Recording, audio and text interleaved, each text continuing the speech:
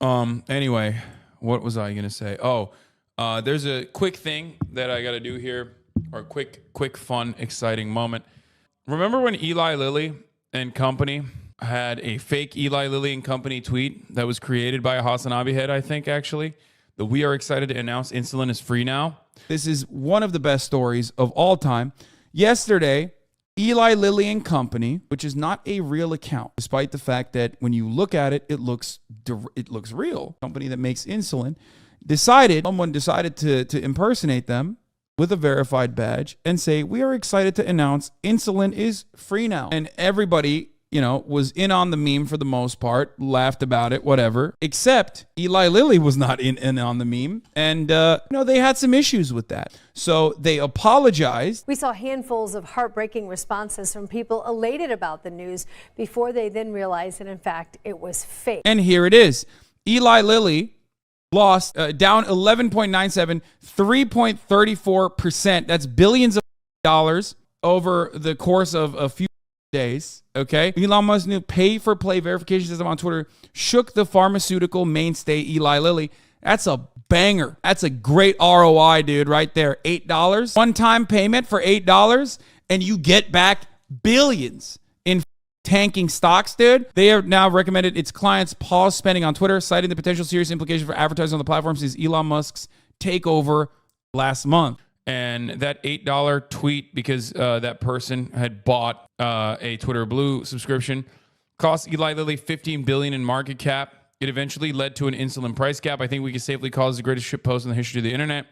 Eli Lilly will now cap the out-of-pocket cost of insulin at $35 a month, the drug maker says. There are more details on this as well, but it's only on Eli Lilly insulin. It's not on all insulin, obviously. But yes, Eli Lilly has announced that it is cutting its insulin drug prices. Maker Eli Lilly announcing it's cutting the list price of its most commonly prescribed, which allows the diabetics in this community to buy a $5 a month subscription with further ease, especially to avoid the top of the hour ad break. I'm a type 1 diabetic and Carl Jacobs already got me. Well, you've already subscribed to me, so doesn't seem like it matters. All right, let's take a look at the rest of it. Isn't this just all insulin under Medicare? No, that's IRA. Biden's IRA price caps all insulin under Medicare at $35. But Eli Lilly on top of that is saying that if you have private insurance, you will have your most commonly prescribed insulin from Eli Lilly. If you have Eli Lilly insulin, it'll be capped at $35. prescribed insulin by 70% and capping out-of-pocket costs at $35 a month. Such a relief. It's a huge, significant step in making this disease manageable. Anne-Marie Gibson's sons both use Eli Lilly insulin for their diabetes. They spoke to NBC News in December as costs in America soared for the life-saving drug. I'm so angry. It's exhausting. In January, the Inflation Reduction Act imposed a monthly cap on insulin costs for seniors on Medicare, but millions of younger diabetics were still paying much higher rates. It seems like they're self-regulating to avoid actual legislation passing because there's finally some momentum in Congress for drug caps. That's probably one of the reasons for it. This is the exact same thing that Amazon did. If you recall, when Bernie Sanders wanted to do legislation that singled out Amazon, which was raise the Amazon wages to $15 act or whatever, $15 an hour act or whatever it was.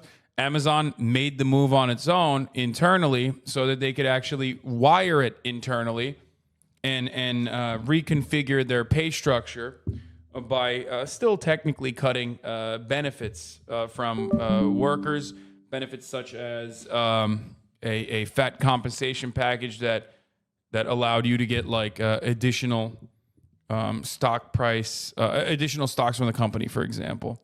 So companies do this kind of thing in the face of legal scrutiny because they want to make sure that it's not done in a way that actually harms the profit margins, which is hilarious because this is what we talk about all the time.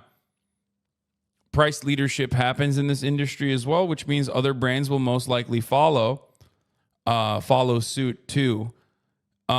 But yeah, it's the government, even under the threat that the government is going to do something, corporations will turn around and take actions in their hands. Anyway, David Dayen Interesting, he explains the delay on the list price cuts to late 2023. It's meant to fend off the inflation cap in the IRA. So in this sense, policy working beyond its narrow public mechanism and out into the private market. Correction to one part of this is actually an American Rescue Plan proposal that eliminated the cap on Medicaid drug rebates. It's not the IRA inflation policy. It's a change of the Medicaid inflation cap that was passed in 2021 as a part of the American Rescue Act and scheduled to go into effect in 2024. Part of what was used to finance the ARA. We get the implications, but materially this will help a significant portion of the country, right? Yes, it does. It is tremendous. It's incredible. It's really good. I love it. I'm a fan. Okay. You will never catch me saying that this is a bad thing. It's a good thing. And it is directly related to congressional action. As we talk about all the time, legislators act, companies react. The move comes after years of political and Let's get more of this going. patient pressure. I think we all have heard enough about insulin affordability. Here in America, we should be able to solve this problem ourselves. Eli Lilly's cap automatically applies to people with private insurance. Those without coverage will be eligible as long as they sign up for a savings card through the company. But only about 30% of the nation's 8.4 million diabetics who rely on insulin get it from Eli Lilly. Do you expect to see the other drug makers following suit? I certainly hope that they do. I think that in general, all of the insulins that the drug manufacturers make should be affordable and accessible. Today, insulin makers Sanofi and Novo Nordisk pointed to their own savings plans for participants. For mom Anne-Marie Gibson, today is a good start to saving lives. Rationing insulin gets scary. Some people die. I need your help with the lighting. It's like super blown out again. Now face a future where a vital prescription won't carry such a hefty price. Kristen Dahlgren, NBC News.